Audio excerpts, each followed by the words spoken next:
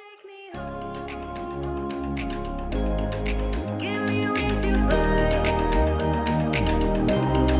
We can run away. Castle in the sky. Won't you take me home and give me with your vibe? We can be alone in the castle in the sky. We can run away and leave this world behind. Assalamualaikum warahmatullahi wabarakatuh. Perkenalkan, nama saya Halimah Safitri Al-Fauzia. Saya dari Prodi Manajemen 2F. Di sini saya ingin mencoba menjelaskan materi tentang demokrasi. Yang pertama itu adalah sejarah dari demokrasi. Demokrasi itu sendiri tercetus dari paham atau sebagai ajaran dari Plato dan Aristoteles pada masa pemerintahan klasik. Dan pada masa Yunani kuno, berdagang dengan kondisi sederhana dengan wilayah negara yang pada masa itu hanya sebatas di sebuah kota kecil yang dalam kota itu hanya terdapat beberapa orang yang hidup, sekitar 300.000 orang yang berada di dalam kota tersebut. Demokrasi juga dicetuskan pertama kalinya di Amerika, yang pencetusnya itu merupakan Presiden Amerika sendiri. Menurut Profesor Dr. Aziyumadi MA, sejarah dari demokrasi di Indonesia sering mengalami pasang surut seiring dengan perkembangan zaman, dimulai dari masa kemerdekaan sampai dengan sekarang. Jadi demokrasi di Indonesia sesudah tumbuh dan berkembang menjadi demokrasi yang bagus seiring dengan perkembangan zaman serta dibawa dengan perjuangan-perjuangan para pejuang bangsa Indonesia, yaitu pahlawan-pahlawan Indonesia. Yang kedua saya akan membahas tentang pengertian dari demokrasi. Pengertian dari demokrasi itu, demokrasi adalah sebuah proses bernegara yang di dalam pemerintahannya itu hanya tertumpu pada rakyat yang memegang kekuasaan tertinggi ataupun pemegang kedaulatan tertinggi. Dengan kata lain, demokrasi adalah pemerintahan yang hanya meliputi 3 hal. Yang pertama itu adalah pemerintahan dari rakyat, yang kedua pemerintahan oleh rakyat, dan yang ketiga adalah pemerintahan untuk rakyat. Yang ketiga, saya ingin memaparkan tentang ciri-ciri dari demokrasi. Dari judul ciri-ciri ini, banyak sekali para ahli yang menyebutkan ciri-ciri dari demokrasi. Yang pertama itu adalah ciri-ciri demokrasi menurut Henry Mayo. Beliau ada menyebutkan sekitar 7 ciri-ciri dari demokrasi. Yang pertama itu adalah adanya penyelesaian perselisihan secara damai.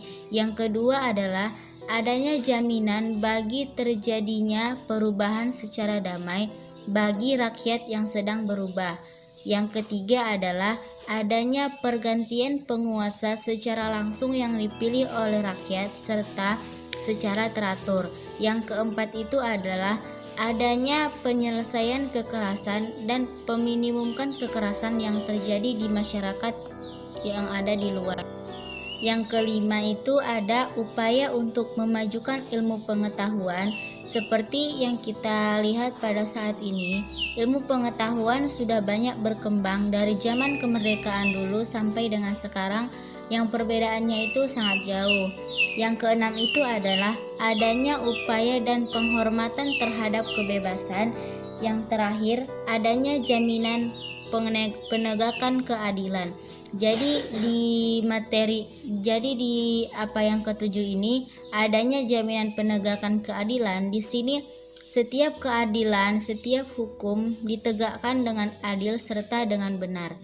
Yang kedua itu adalah menurut Bingham Paul terhadap hak-hak dasar, misalnya kebebasan berbicara, kebebasan berkumpul, kebebasan berorganisasi, serta kebebasan dalam banyak hal. Di sini ciri-ciri demokrasi ini memberikan kita banyak kebebasan dalam kebebasan untuk berbicara serta kebebasan dalam bergaul, dan di sini tidak dipaksa oleh orang-orang. Di sini kita hanya memberikan untuk diri kita sendiri kebebasan-kebebasan yang sudah diberikan oleh pemerintah. Jadi menurut Big Hampau, kita harus bisa mempergunakan kebebasan itu sebaik mungkin.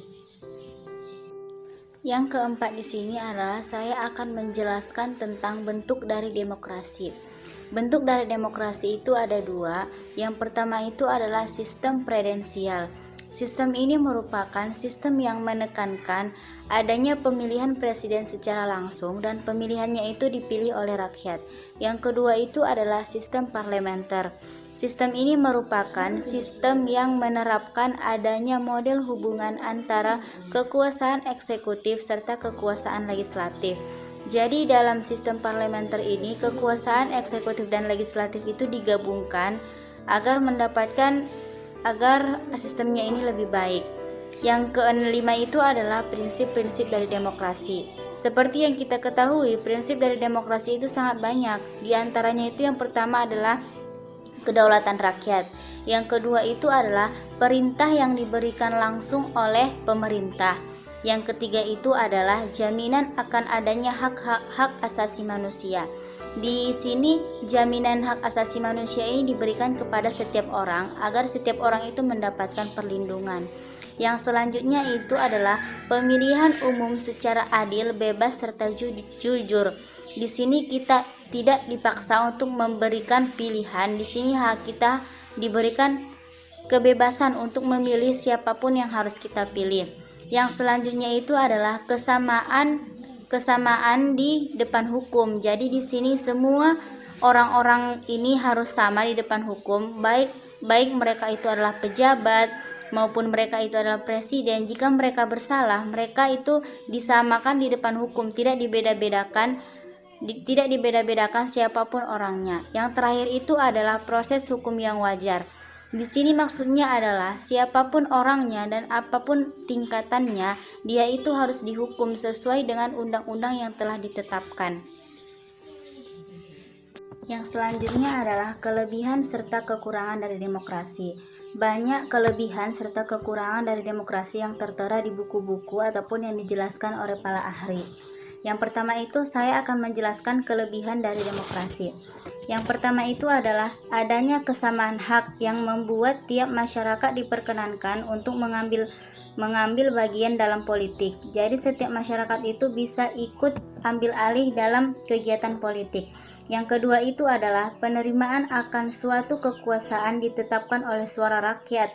Jadi untuk seperti pemilihan presiden itu dibuat oleh hak-hak rakyat. Yang ketiga itu adalah sistem demokrasi juga bisa menghindari adanya monopoli dari para penguasa.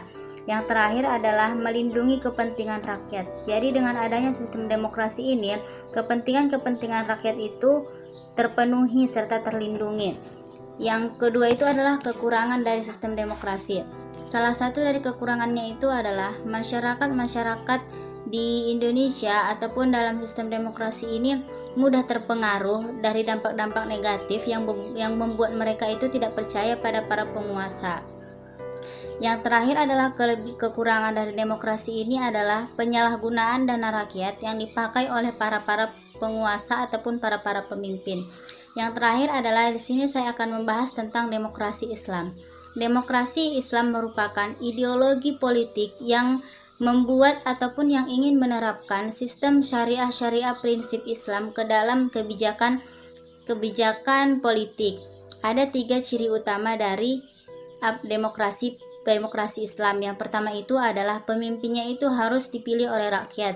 Sama dengan demokrasi umum, demokrasi Islam ini juga pemimpinnya harus dipilih oleh rakyat sesuai dengan kehendak rakyat, karena pemimpin juga harus mengayomi rakyat. Yang kedua adalah memasukkan prinsip-prinsip Islam ke dalam politik, karena demokrasi Islam ini harus sesuai dengan syariah Islam.